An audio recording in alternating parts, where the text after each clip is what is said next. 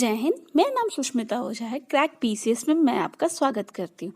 आज हम लोग सुंग वंश देखेंगे, ठीक है। सुंग वंश और कण्व वंश आज से हम लोग देखेंगे, लेकिन इससे पहले अगर आपको मेरा वीडियो अच्छा लगता है तो लाइक कीजिए, सब्सक्राइब कीजिए, अपने फ्रेंड्स के साथ शेयर कीजिए और मुझे सपोर्ट कीजिए। कोई भी क्वेरी हो तो कमेंट सेक्शन में लिख सकते हैं। प्रीवियस क्लास में हम लोगों ने मौर्य प्रशासन देख लिया था। अगर आपको उन सब के बारे में जाना है तो आप पहले के वीडियोस देख सकते हैं, ठीक है। हमारा मौर्य वंश खत्म हो चुका है, तो चलिए अब आगे स्टार्ट करें। सुंग वंश मगध पर शासन करने वाला यह पहला गैर क्षत्रिय राजवंश था। इस वंश के संस्थापक पुष्यमित्र सुंग थे। इन्होंने अपनी राजधानी पाटलिपुत्र बनाई, जबकि द्वितीय राजधानी विदिशा को बनाई, क्योंकि सुंग काल में विदिशा का राजनीतिक महत्व बढ़ चुका था, ठीक है। इसीलिए इसे दूसरी राजधानी बनाया गया। पुष्यमित्र सुंग एक कट्टर ब्राह्मण था।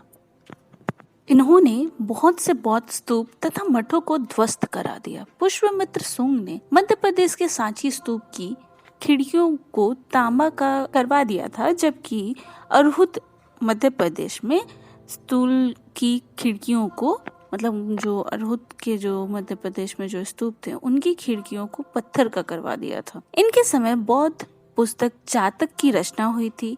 पतंजलि ने महाभाष्य इन्हीं के काल में लिखा था। पाणिनि ने अष्टाध्यायी व्याकरण ग्रंथ इन्हीं के समय में लिखा था। पुष्यमित्र सुंग के दरबार में मनु रहा करते थे, जिन्होंने मनुस्मृति यानी प्रथम हिंदू कानूनी ग्रंथ की रचना की थी। मनुस्मृति का भी रचना जो है वो सुंग वंश के काल में ही हुआ था।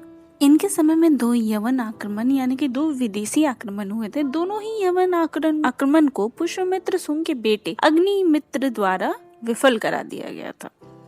पहला आक्रमण का नेतृत्व ड्रेमेटियस ने किया था, यानी कि जो यूनान आक्रमण जो पहला हुआ था विदेशी आक्रमण, उसका जो नेतृत्व किसने किया था, तो ड्रेमेटियस को किसने हराया था, तो अग्निमित्र ने हराया था। अग्निमित्र कौन था, पुष्यमित्र सुंग का बेटा था, ठीक है। दूसरे आक्रमण का नेतृत्व मिनांडर ने किया था, जिसे मिलिंद भी कहा जाता। मिलिंद को बौद्ध भिक्षु नागसेन ने बौद्ध धर्म की शिक्षा दी थी, जिसके बाद उसने बौद्ध धर्म को अपना लिया था। इस बात की जानकारी नागसेन की पुस्तक मिलिंद पन्नों से मिलती है। कालिदास की पुस्तक मालविका अग्निमित्रम में अग्निमित्र एवं मालविका के प्रेम की प्रसंगना चर्चा की गई है, ठीक है। मतलब यानी कि अग्निमित्रम जो पुष्यमित्र सुंग के बेटे थे, मतलब पुत्र थे, और मालविका के साथ उनकी प्रेम प्रसंग की चर्चा किसमें मिलती है, तो मालविका अग्निमित्र में मिलती है, ठीक है। पुष्यमित्र सुंग ने पतंजलि के नेतृत्व में अयोध्या में 2 नए अश्वमेध यज्ञ करवाए थे। पुष्यमित्र सुंग ने विदर्भ यानी कि बरार को भी जीत लिया था। कलिंग नरेश खारवेल ने पुष्यमित्र सुंग को पराजित कर दिया था, ठीक है।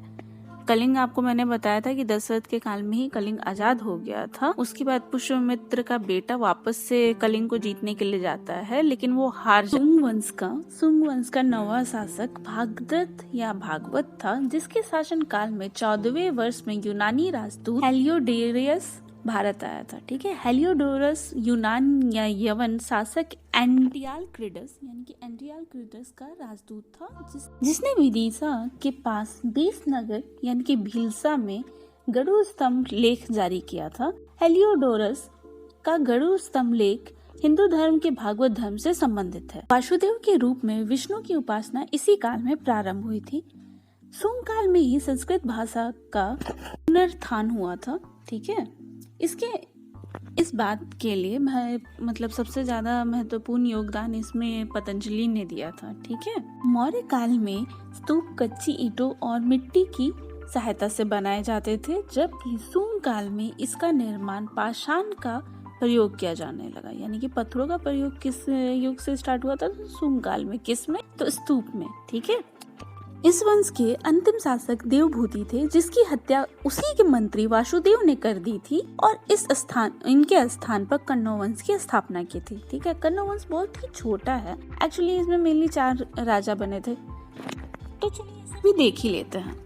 कण्व वंश 75 ईसा पूर्व से 30 ईसा पूर्व तक था, और सुंग वंश 185 ईसा पूर्व से 75 ईसा पूर्व तक था, ठीक है, याद रखिएगा। तो चलिए देखते हैं। कण्व वंश का स्थापना वासुदेव जो देवभूति का आत्महत्या करने के बाद, मतलब उसको मारने के बाद राजा बना था। पहला जो था वासुदेव बना था, दूसरा था भूमि मित्र, तीसरा था नारायण मित्र और चौथा सुशर्मा था। शर्मा की हत्या कर दी थी सुमुख ने, जो कि सातवाहन वंश का मतलब राजा था और इन्होंने सातवाहन वंश की स्थापना की थी। यहाँ पे कण्व वंश समाप्त हो जाता है। नेक्स्ट क्लास में हम लोग सातवाहन देखेंगे, ठीक है। तो यहीं पे एंड करते हैं। अगर आपको मेरा वीडियो अच्छा लगता है तो लाइक कीजिए, सब्सक्राइब कीजिए, अपने फ्रेंड्स के साथ शेयर कीजिए, बेल आइकन प्रेस कीजिए और मुझे सपोर्ट कीजिए। Thank you.